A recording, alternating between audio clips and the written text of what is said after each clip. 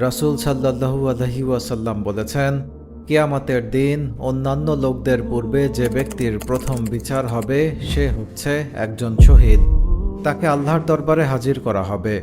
আল্লাহ তাকে দেওয়া তার নেয়ামতের কথা স্মরণ করিয়ে দিবেন।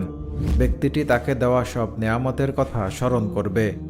অতঃপর আল্লাহ বলবেন, এই নিয়ামতের বিনিময়ে তুমি কি আমল করে এসেছ?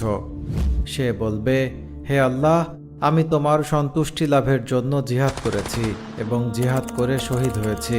আল্লাহ বলবেন, তুমি মিথ্যা বলছো, বরং তুমি এই উদ্দেশ্যে জিহাদ করেছ যাতে লোকেরা তোমাকে বলে অমুক একজন বীর পুরুষ। তোমাকে দুনিয়াতেই তা বলা হয়েছে। অতঃপর ফেরেশতাদেরকে আদেশ করা হবে এবং তাকে উপর করে টেনে নিয়ে গিয়ে জাহান্নামে নিক্ষেপ করা হবে। হাই কোয়ালিটি জিন্স কিনুন অ্যাফোর্ডেবল মূল্যে। ভিজিট করুন dincommerce.com। কিয়ামতের দিন দ্বিতীয় জাহান্নামী হবে এমন ব্যক্তি যে ইলম শিক্ষা করেছে, অপরকে তা শিক্ষা দিয়েছে